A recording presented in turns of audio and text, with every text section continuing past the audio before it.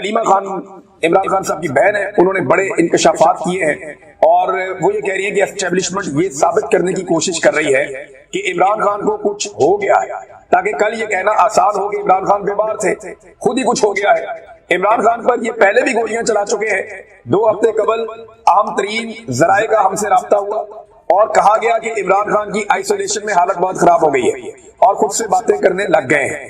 یہ بھی ایجنسیاں ہی خبریں دے رہی تھیں۔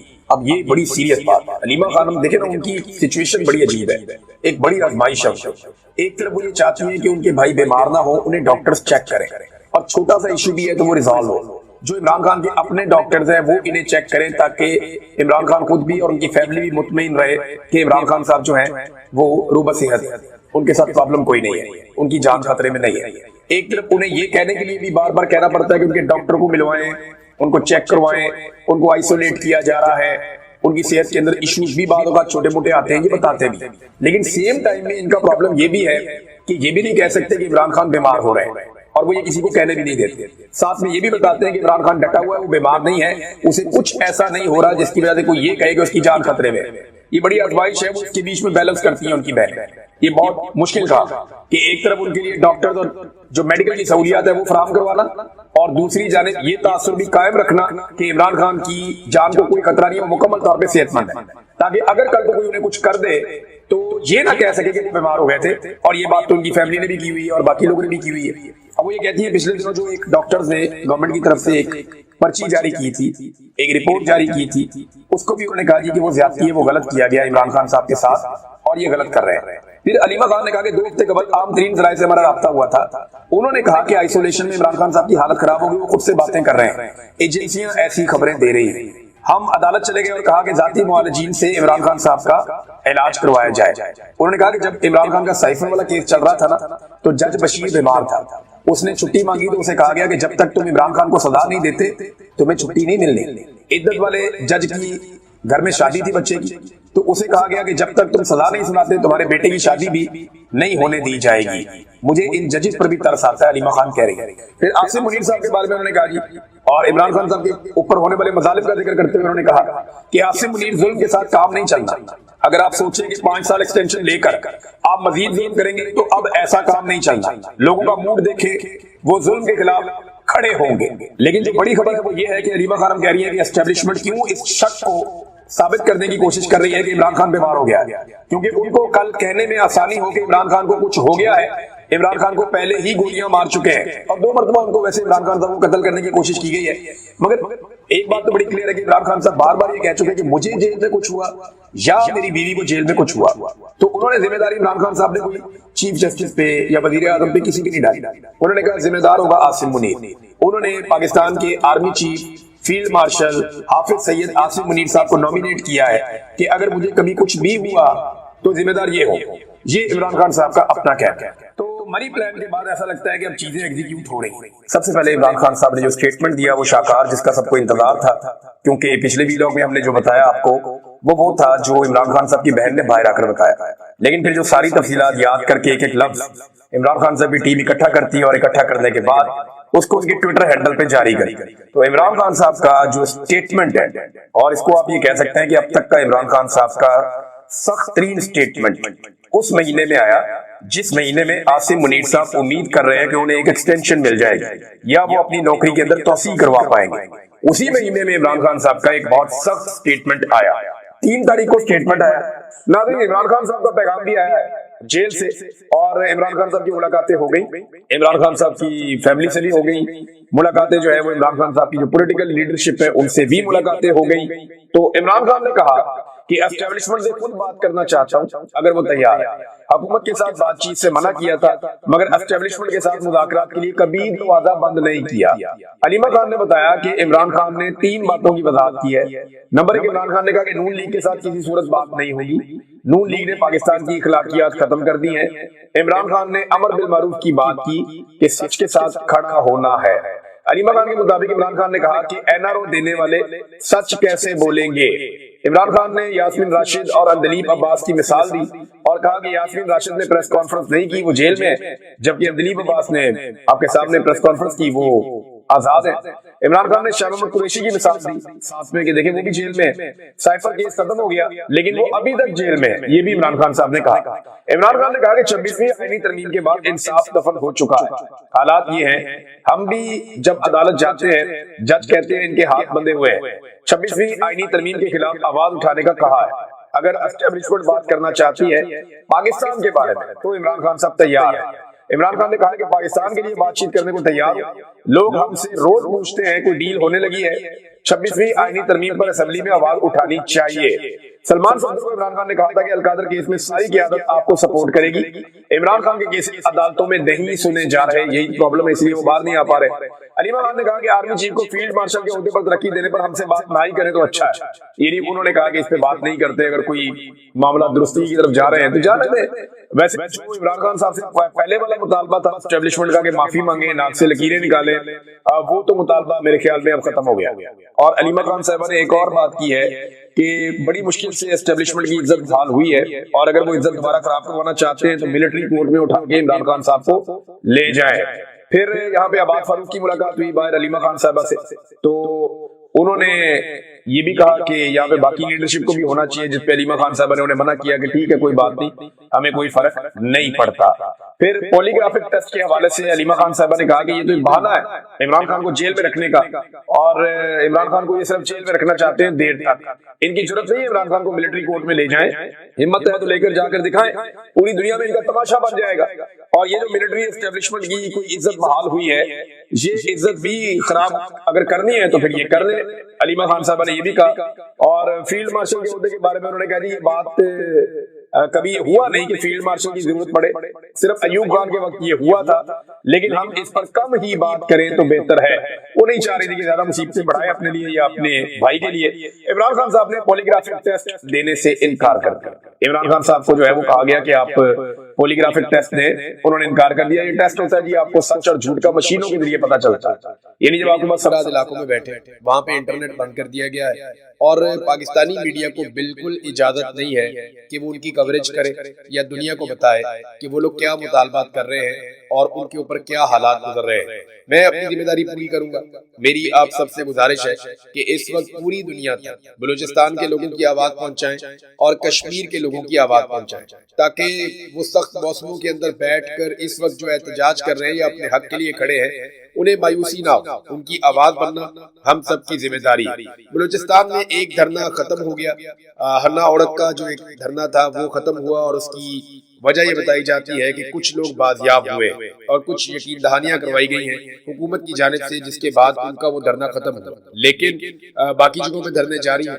ज़ियारत के जो लवाहिकीन हैं वो भी इस वक्त धरने देकर बैठे हुए हैं। जबकि एक और इन्फॉर्मेशन मुझे मिली जो बड़ी हैरानकुन और परेशानी वाली बात है कि जो पुलिस एहलकार है वो अपने इस्तीफे जमा करवा रहे हैं। इसकी कंफर्मेशन नहीं आ रही, लेकिन ये बार बार गर्दिश कर रही है सोशल मीडिया पर या बलूचिस्तान में लोग क्लेम कर रहे हैं बार बार, क्योंकि जब तक सरकारी तौर पे इसकी तस्दीक नहीं की जाती तब तक हम कुछ कह नहीं सकते और सरकार ऐसी खबरों की तस्दीक जल्दी करती नहीं। बहुत ज्यादा डीमोरल हुई है पुलिस और सिक्योरिटी फोर्सेस बलूचिस्तान में और उन्हें लगा कि उन्हें अकेला छोड़ दिया गया मरने के लिए और उनका साथ किसी ने नहीं दिया जब वो दहशतगर्दों का मुकाबला कर रहे थे। 200 की तादाद में दहशतगर्द आए हुए थे और वो चारों तरफ से घेर कर गोलियां चला रहे थे। ऐसे में ना ताज़ा कुबक भेजी गई और ना ही हथियारों की सप्लाई भेजी गई, बल्कि कुछ लोग ये दावा करते हैं कि जो सप्लाई हथियारों की आ रही थी उसके रास्ते में भी रोड़े अटकाए गए, जबकि आम शहरी निकलकर पुलिस की मदद करते रहे, कोई फायदा नहीं। और फिर जो पुलिस के साथ हुआ, जिस तरह उनकी लाशों के साथ हुआ, जैसे बेहुरमती की गई,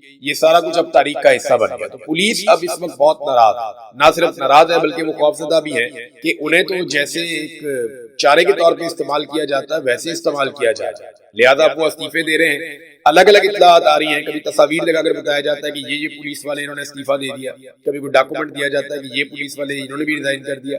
अब सरकार इसके ऊपर क्या हिकमत अमली बनाती है ये हमें आने वाले दिनों में पता चलेगा। लोग काफी नाराज हैं बलूचिस्तान, वो इस वजह से भी नाराज हैं कि हमारे वसाइल के साथ, यानी हमारे पैसे पे लिए हुए कीमती जहाजों पे बैठ शहबाज शरीफ और फील्ड मार्शल क्वेटा आए, लेकिन उन्होंने हमारी बात नहीं सुनी, हमारे शिकवे हमारे गिले सुने ही नहीं। तो इस बात के ऊपर उन्हें काफी तकलीफ है। जो वज़ीर दाखिला है جس کو اس وقت بلوچستان میں ہونا چاہیے تھا وہ ورلڈ ٹور کر رہا ہے، کبھی اقوام متحدہ کے اندر، کبھی کہیں پہ کبھی کہیں پہ، پھر زودان ممدانی سے ملاقات کرنی ہے امریکہ میں، جو نیو یارک کا میئر ہے، ابھرتا ہوا لیڈر ہے اور بہت تگڑا سیاسی لیڈر ہے وہاں پہ امریکہ میں، اور بڑی مقبولیت ہے اس کی پبلک میں، اس سے بھی ملاقات کے لیے دعوے کیے جا رہے تھے، وہ ملاقات تو کٹائی میں پڑی۔ اس کی وجہ یہ ہے کہ محسن نقوی کے بارے میں پاکستانیوں نے امریکہ میں باقاعدہ یہ ٹرینڈ چلایا، اور امریکن سرکار کو تو وہ نہیں قائل کر سکی کیونکہ وہاں پہ ڈونلڈ ٹرمپ ہے، اس کو کوئی فرق نہیں پڑتا، لیکن زودان ممدانی جو ہے، جو میئر ہے نیو یارک کا، اس کی ٹیم کے ساتھ رابطہ کیا، ان سب کو ٹیگ کر کے باقاعدہ کمپین چلائی۔ اس میں کچھ ڈاکٹرز ہیں وہ بڑے امپورٹنٹ رول پلے کرتے رہے، اس کے علاوہ کچھ صحافی بھی ہیں، وقاص احمد صاحب بھی ہیں، وہ لوگ یہ لکھتے ہیں کہ اگر آپ محسن نقوی جیسے فاشسٹ آدمی سے ملاقات کرتے ہیں تو اس کا مطلب ہے کہ آپ ان لوگوں کے ساتھ تعلقات بنا رہے ہیں جنہوں نے مجھ پر دباؤ ڈالنے کے لیے میری فیملی کو پاکستان میں اغوا کیا اور نقصان پہنچایا۔ یہ کام تو احمد نورانی صاحب کے ساتھ بھی کیا گیا، شہباز گل کے ساتھ بھی کیا گیا، ان کا بھائی اٹھا لیا، یہاں پہ جو شہزاد اکبر صاحب ہیں ان کے ساتھ یہ کیا گیا، اظہر مشوانی کے ساتھ یہ کیا گیا، کئی لوگوں کو خود اغوا کیا گیا، کئی لوگوں کی فیملیوں کو اغوا کر دیا گیا، کئی لوگوں کے خاندانوں کو دربدر کر دیا گیا۔ تو یہ سب کی کہانی ہے۔ تو اب جو انفارمیشن آ رہی ہے، اب تک یہ اطلاع، ویسے یہ بہت بھنے ہیں، کوئی پتہ نہیں ان لوگوں کی ملاقات ہوئی جائے، پورا زور اور طاقت تو یہ لگا رہے ہوں، لیکن اب تک کی جو اطلاع آ رہی ہے، ممدانی نے ملاقات کرنے سے انکار کر دیا، اور یہ دعویٰ کیا جا رہا ہے سوشل میڈیا کے اوپر جو ایکٹیوسٹ ہیں امریکہ میں موجود پاکستانی، ان کی جانب سے کہ جناب جو ایک پہلے ملاقات طے کی گئی تھی وہ ملاقات اب کینسل کر دی گئی ہے۔ میئر ممدانی کی جو کمیونیکیشن ڈائریکٹر ہے انہوں نے یہ سٹیٹمنٹ دیا اور یہ دعویٰ کیا مہلکہ سمدانی نے کہ اب ممدانی ملاقات نہیں کر رہا محسن نقوی سے، کیونکہ اس بات کا آئیڈیا ہو گیا کہ یہ فاشسٹ لوگ ہیں، انہوں نے پاکستان میں قتل و غارت گری کی ہے، بہت نقصان پہنچایا ہے پاکستانیوں کو، لہذا وہ ملاقات منسوخ ہو۔ وزیر داخلہ کو اس وقت ہونا چاہیے تھا بلوچستان، لیکن وہ دنیا کا ٹور کر رہا ہے، کیونکہ آصف منیر صاحب سے جو تعلق داری عزیز داری ہے وہ شوق پورے کرنے کے لیے، اس آدمی کو شوق تھا وزیر اعلیٰ بننے کا، 1 سال تک وزیر اعلیٰ رکھا گیا، اس آدمی کو شوق تھا کرکٹ کے میدانوں پہ راج کرنے کا، اس کو پی سی بی کا چیئرمین بنا دیا گیا، پھر شوق پورا کیا گیا، پاکستان کا سب سے طاقتور عہدہ وزیر داخلہ پاکستان بنا دیا گیا، سینیٹر بنا دیا گیا، پھر اب شوق پورا کیا جا رہا ہے وزارت خارجہ کا بھی شوق پورا کرنا ہے۔ تو آصف منیر کے اقتدار کا سب سے زیادہ فائدہ اگر کسی کو ہوا تو وہ محسن نقوی کو ہوا۔ ایک دن رانا ثناء اللہ نے کہا کہ جی محسن نقوی صاحب کی بڑی مہربانی ہے کہ وہ کہیں شہباز شریف صاحب کی جگہ وزیر اعظم نہیں بن گئے، تو اگر فیلڈ مارشل آصف منیر چاہے تو اسی وقت بھی کوئی نگران سرکار بنا کے یا قومی حکومت تشکیل دے کر وہ محسن نقوی کو وزیر اعظم پاکستان بھی بنا سکتے ہیں۔ انہیں پوچھنے والا کون ہے؟ جو دل کرتا ہے ڈنڈے کے زور پہ کرتے چلے جا رہے ہیں۔ پاکستان میں کشمیر کے حالات ناظرین یہاں تک پہنچ گئے ہیں کہ جیلوں کی صورتحال کافی خراب ہے۔ مجھے کئی لبھائقین نے بتایا کہ جیلوں کے اندر جو ان کے پیارے بند ہیں یا جنہیں پکڑ لیا گیا اس تحریک کے دوران، انہیں مجبور کیا جا رہا ہے ویڈیو بیانات دینے کے۔ خاص طور پہ میں نے آپ کو پہلے بتایا تھا کہ احمد فرحاد صاحب پہ بہت دباؤ ہے اور انہیں کہا جاتا ہے کہ آپ ایک ویڈیو بنائیں اور ویڈیو بنانے کے بعد آپ اپنے گھر جائیں، لیکن وہ ویڈیو بنانے سے انکاری ہے، ویڈیو بنا نہیں رہے۔ اچھا میرے خیال میں اگر وہ ویڈیو بنا بھی دیں گے نا تو ان کو اتنی جلدی نہیں چھوڑیں گے جب تک کہ یہ معاملہ پورا ریزالو نہیں کر دیں گے۔ اب انہیں بہت ساری ویڈیو چاہیے، کریں گے وہ یہ کہ جس وقت آپریشن کریں گے ان ویڈیوز کو ساتھ چلائیں گے، عوام کے کچھ انٹرویوز ساتھ چلائیں گے، سلیکٹڈ قسم کے کچھ سیاستدان اپنے لوگوں کو اکٹھا کریں گے، ان کے انٹرویوز کروائیں گے، تو یہ ثابت کرنے کی کوشش کریں گے جی کہ آزاد کشمیر تو کسی اور طرف کھڑا ہے، اور وہ جو لوگ گرفتار ہوئے تھے انہیں اپنی غلطی کا احساس بھی ہو گیا اور بہت سارے لوگ قومی دھارے میں واپس آ گئے، تو یہ چند شر پسند ہیں، انہیں ہم نہیں چھوڑیں گے۔ تو اس قسم کا ایک تاثر بنایا جائے گا، جیسے ہمیشہ سے پاکستان کی ملٹری اسٹیبلشمنٹ تحریکوں کو کچلتی آئی ہے، عوامی امنگوں کے خلاف جو ہے وہ فیصلے کرتی آئی ہے، اور عوامی تحریکوں کو ہمیشہ انہوں نے اسی طریقے سے دبانے کی کوشش کی ہے، چاہے وہ بلوچستان ہو، چاہے وہ بنگلہ دیش ہو، چاہے وہ خیبر پختونخوا کے قبائلی علاقے ہوں۔ ابھی وہاں سے ایک ویڈیو آ رہی تھی، اس میں ٹی ٹی پی کے لوگ بیٹھے ہوئے ہیں ایک اسکول کے اندر، غالباً یہ جنوبی خیبر پختونخوا کی ویڈیو ہے، اور وہاں پہ ایک اسکول کے اندر بیٹھے ہوئے اور اسٹوڈنٹس کی جگہ میں بیٹھ کے طالبان جو ہے وہ ہنسی مذاق کر اور سارے نوجوان لڑکے، یعنی مجھے یاد ہے آج سے چند سال پہلے کا ایک گانا 2016 کا ہے، تو یہ بچے تب چھوٹے بچے ہی ہوتے ہوں، ابھی یہ نوجوان ہیں، 20 سال 25 سال کے لگ رہے تھے، کوئی 27 سال کا لگ رہا تھا، کوئی 25 سال کا، کوئی 20 سال کا، کوئی 18 سال کا، چھوٹی عمر کے لڑکے تھے، ہتھیاروں سے لیس وہاں بیٹھے ہوئے بیٹھ کے اسکول کے اندر قومی ترانہ بھی پڑھ رہے ہیں، بلیک بورڈ کو استعمال کر رہے ہیں، مذاق کر رہے ہیں تعلیم کی۔ یہ وہ بچے ہیں جن کے بارے میں آئی ایس پی آر نے ایک دور میں ایک نغمہ جاری کیا تھا کہ مجھے دشمن کے بچوں کو پڑھانا، یاد آیا؟ اس سے پہلے ایک آیا تھا بڑا دشمن بنا پھرتا ہے جو بچوں سے لڑتا ہے، پھر میں نے دیکھا کہ پاکستان کی ملٹری اسٹیبلشمنٹ خود ہی بچوں سے اور خواتین سے لڑ پڑی، لیکن پھر انہوں نے کہا جی مجھے دشمن کے بچوں کو پڑھانا ہے، اور وہ دشمن کے بچے جو ہیں وہ پڑھنے کے لیے آئے بندوقوں سمیت اسکول کے اندر جا کے پڑھا لیں انہیں. یہ حالات جان بوجھ کر ایسا لگتا ہے کہ پیدا کیے جا رہے ہیں. افغانستان کی تو سرحدی سیل ہے, تو دہشت گرد آتے کہاں سے؟ یہ کہیں سے نہیں آتے, ان کو یہیں پہ سہولت دی جاتی ہے. یہ جو گڈ طالبان ہے نا, یہ ہے سارا مسئلہ. مجھے علی امین گنڈا پور نے یہ بات بڑے آسان طریقے سے سمجھائی اور باقاعدہ انہوں نے مجھے ایگزامپلز کوٹ کی تھی.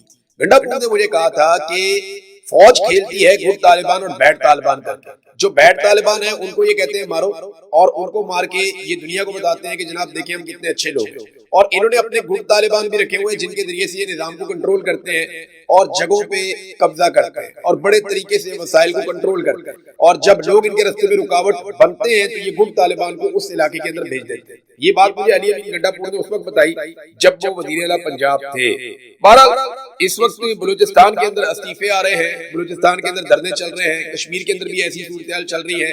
کشمیری اپنے حق کے لیے ڈٹ گئے, تو اب پاکستانیوں کی رسپانسبلٹی ہے کہ جہاں جہاں انہیں موقع ملے وہ کشمیریوں کی آواز پوری دنیا تک پہنچائے. کشمیری خود بھی بڑے تگڑے زوردار طریقے سے اپنی آواز دنیا تک پہنچا رہے ہیں. ناظرین, خیبر پختونخوا میں جو مراد والا بل آیا تھا, جو ایک قانون پاس کیا گیا, اس پہ گورنر خیبر پختونخوا نے بہت عجیب و غریب سٹیٹمنٹ دے دیا.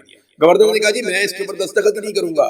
گورنر نے یہ بھی کہا کہ نہ صرف میں اس کے اوپر دستخط نہیں کروں گا بلکہ میں اس کی مخالفت کروں گا, میں اس کے اوپر اختلافی نوٹ لکھوں گا.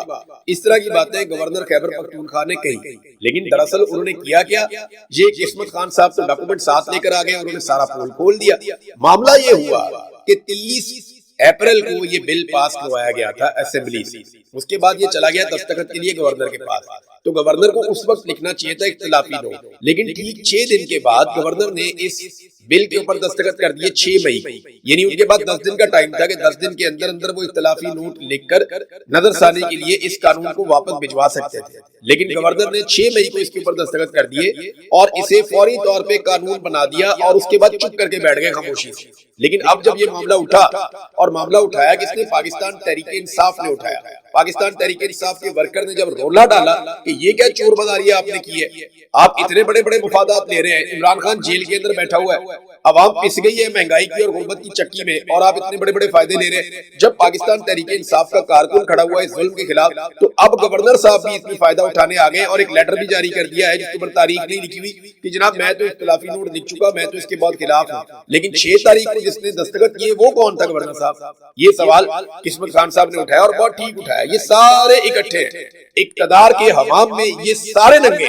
یہ گورنر خیبر پختونخوا لوگوں کو یہ ثابت کرنے کی کوشش کریں گے میں تو بہت اچھا آدمی ہوں, میں تو اس طرح کے مفادات کے خلاف تھا.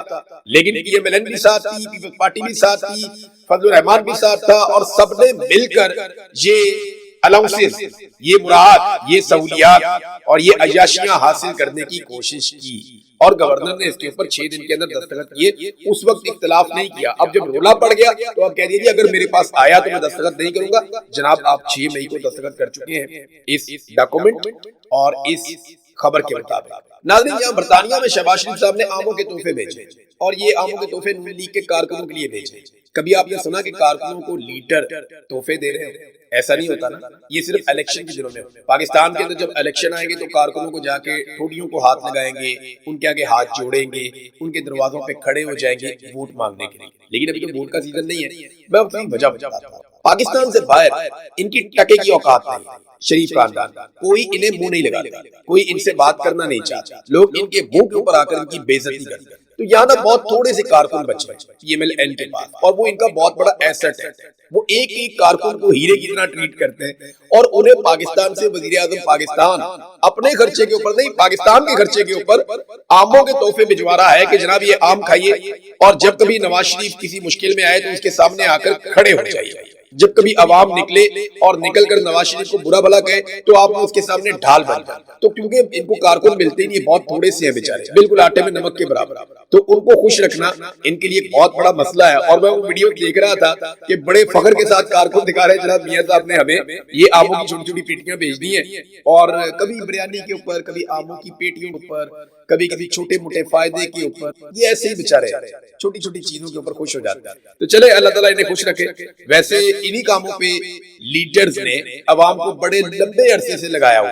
ناظرین، مریم نواز کا ایک ہی فلیگ شپ پروگرام تھا جو ان کا سب سے بڑا پروگرام کہا جاتا ہے، اور نواز شریف اور مریم نواز نے اس دور میں اگر کوئی واحد کام کیا تو وہ ستھرا پنجاب کا کام تھا کہ جناب یہ انہوں نے کیا ہے. اس کی حالت اب میں اگر آپ کے سامنے رکھوں تو آپ حیران ہو جائیں. ستھرا پنجاب کے جتنے بھی ٹھیکیدار ہیں، یہ پروجیکٹ اس طرح سے کام کرتا ہے کہ ٹھیکیداروں کو انہوں نے آگے سے ٹھیکے دیے ہوئے کہ آپ نے فلاں فلاں فلاں فلاں ایریا آپ کی ذمہ داری ہے، سرکار آپ کو پیسہ دے گی، آپ ان علاقوں کی صفائیاں کریں گے، سرکار عوام سے پیسہ اکٹھا کرے گی، سرکار اپنے اکاؤنٹ میں رکھے گی، ٹھیکیدار اپنے اپنے علاقوں کی صفائیوں کی ذمہ دار ہوں گے. جب وہ ٹھیکیدار صفائیاں کر دیں گے، ساتھ ساتھ جو عوامی پیسہ سرکار کے پاس پڑا ہے وہ اس میں سے اپنا حصہ نکال کے باقی ٹھیکیداروں کو دیتی رہے گی. یہ ہے فارمولا ستھرا پنجاب. کوئی اپنے گھر سے نہیں لے کر آئے، لیکن انہوں نے ایک ہی کمپنی بنائی تھی، یا ایک ہی جو ان کا فلیگ شپ پروگرام تھا وہ یہ ستھرا پنجاب تھا. اس کی حالت یہ ہے کہ جناب چند دنوں میں یہ دوسری اپیل آ گئی ہے ٹھیکیداروں کی جانب سے، اور پورا ایک اشتہار جاری کر دیا گیا. اپیل میں لکھتے ہیں: اپیل ثانی، محترم مریم نواز صاحبہ وزیر اعلیٰ پنجاب، ستھرا پنجاب پروجیکٹ کے تحت کانٹریکٹرز کے واجبات اور مسائل کے فوری حل کے لیے ہم دوسری اپیل کر رہے ہیں، اور ہم آپ کی خدمت میں ایک بار پھر انتہائی ادب اور احترام کے ساتھ درخواست کرتے ہیں کہ جیسا کہ ہم نے پہلے بھی آپ کی خدمت میں اپیل کی تھی، افسوس کہ ابھی تک اس پہ توجہ نہیں دی گئی. ہم شدید مالی مشکلات کا شکار ہیں. گزشتہ 6 سے 8 ماہ کے واجبات کی ادائیگی نہیں کی گئی. یعنی عوام سے پیسہ لے رہے ہیں، عوام کا خون نچوڑ رہے ہیں، لیکن پیسہ اپنی جیبوں میں ڈال رہے ہیں، ان سے طیارے خرید رہے ہیں، ان سے بلٹ پروف گاڑیاں خرید رہے ہیں، ان سے اپنے لیے عیاشی کر رہے ہیں، بیرون ملک دورے.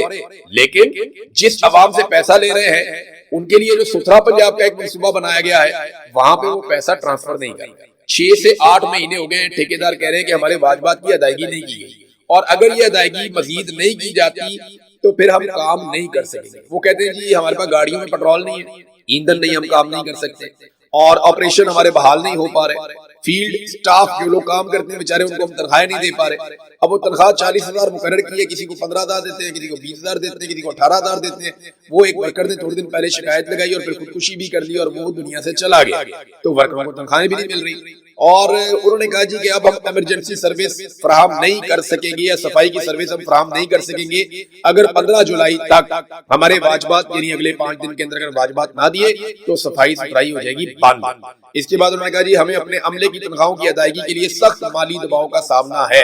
وہ کہتے ہیں بڑی مہربانی ہوگی کہ آپ ہمیں پیسے دے دیں، اور یہ انہوں نے